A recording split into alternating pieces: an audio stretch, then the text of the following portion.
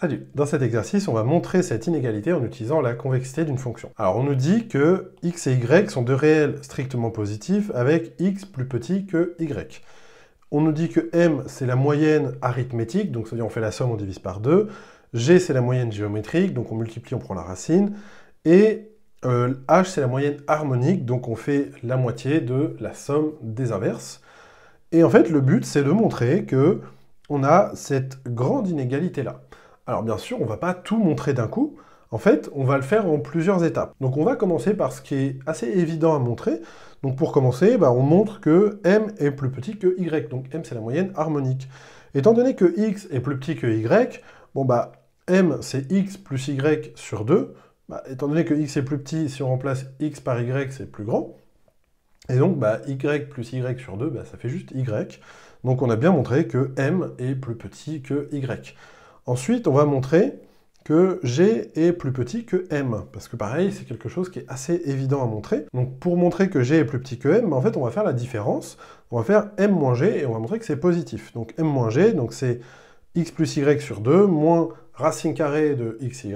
Du coup, on met tout sur le même dénominateur, donc ça fait x moins 2 racine de xy plus y sur 2.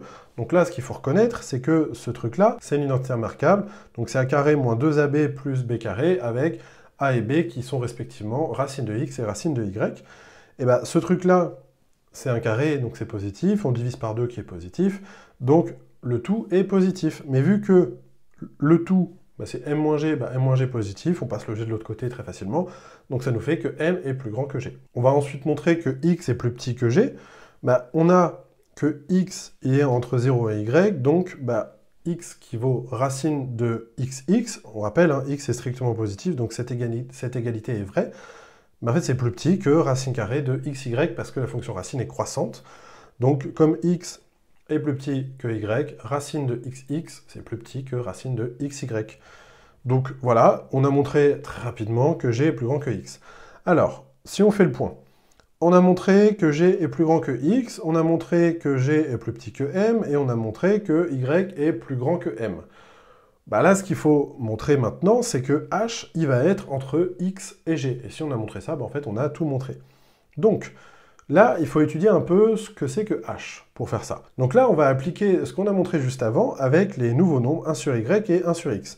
Alors, étant donné que 1 sur h, c'est la moyenne arithmétique de 1 sur x et 1 sur y, étant donné qu'on a montré que la moyenne arithmétique de deux nombres, c'est plus petit que le plus grand des nombres, ici, le plus grand des nombres, c'est 1 sur x.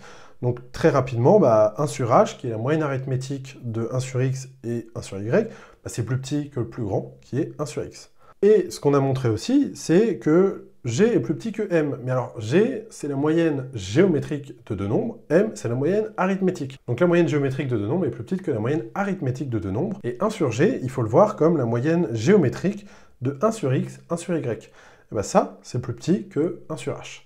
Alors pourquoi on a fait tout ça? Parce qu'en fait, on ne va pas directement avoir l'encadrement qu'on souhaite, donc ça veut dire que x plus petit que h, plus petit que g. En fait, on va le montrer avec les inverses. Ça veut dire qu'on va montrer que 1 sur g, donc il faudra prendre dans l'autre sens, vu qu'on fait les inverses, 1 sur g plus petit que 1 sur h, plus petit que 1 sur x. Et en fait, c'est exactement ce qu'on a fait, parce que 1 sur h plus petit que 1 sur x, 1 sur g plus petit que 1 sur h. Donc là, ce qu'on a montré, c'est bien ce qu'on cherchait, c'est que 1 sur g plus petit que 1 sur h, plus petit que 1 sur x. Et donc, tout est positif, il n'y a pas de souci. Donc quand on passe à l'inverse, on a bien que x plus petit que h, plus petit que g. Donc que h est compris entre x et g. Donc finalement, on a bien toutes ces inégalités, que x plus petit que h, plus petit que g, plus petit que m, plus petit que y. Alors maintenant, on va démontrer le cas général. Donc là, on va montrer plus généralement qu'une moyenne géométrique est plus petite qu'une moyenne arithmétique. Sauf que là, on ne se limite pas à n égale 2, on fait le cas général pour n qui est supérieur ou égal à 2. Alors, on nous donne un indice d'utiliser une certaine, la convexité d'une certaine fonction. Donc déjà, avant de faire ça, il faudrait savoir de quelle fonction on aimerait bien étudier la convexité. Et on va essayer de voir un peu ces écritures-là, donc la moyenne géométrique et la moyenne arithmétique, comment on peut les écrire pour faire apparaître quelque chose. Donc là, la moyenne arithmétique, en fait, on va séparer la fraction en plusieurs termes. Donc c'est x1 fois 1 sur n, x2 plus x2 fois 1 sur n, etc. Jusqu'à xn fois 1 sur n, bien sûr. Et la racine énième de x1, x2, etc. jusqu'à xn, on va le séparer en plusieurs produits. Et on se rappelle, hein, la racine énième, c'est puissance 1 sur n. Donc, bah, finalement, la racine énième du produit, ça nous fait x1 puissance 1 sur n fois x2 puissance 1 sur n, etc. jusqu'à xn puissance 1 sur n. Oups, là il y a une petite coquille, normalement c'est un n, c'est pas un 3.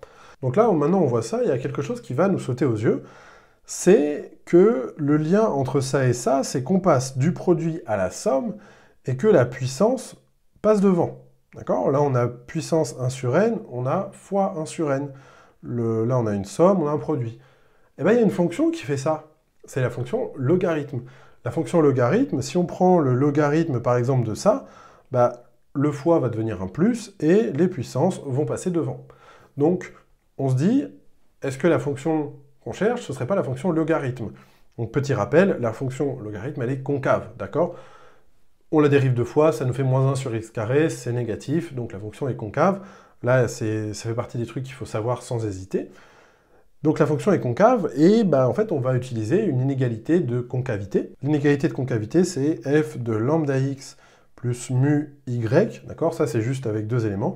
C'est supérieur ou égal à lambda f de x plus mu f de y. Voilà, donc ça c'est l'inégalité de concavité qu'on va utiliser en fait avec le logarithme. Donc là, on va utiliser ce truc-là comme en fait une expression linéaire avec les x1 et les 1 sur n. Donc bah, on utilise la concavité de la fonction logarithme pour avoir cette inégalité-là. Et là, bah, on reconnaît que comme on supposait tout à l'heure avec cette histoire de log, que en fait 1 sur n log de x1 plus 1 sur n log de x2, bah, en fait c'est log de tout ce truc-là. Donc c'est log de x1 puissance 1 sur n fois x2 puissance 1 sur n, etc. Donc là, un rappel de terminal qui devrait être absolument connu par cœur, c'est que si on a log de x plus petit que log de y, ça nous dit que x est plus petit que y, et ça c'est une équivalence. Donc bah, en fait c'est exactement ça qu'on a. On a log de ce bloc-là est plus petit que log de ce bloc-là. Donc finalement, ce qu'il y a dedans, donc la somme, donc la moyenne arithmétique, est plus petite que la moyenne géométrique.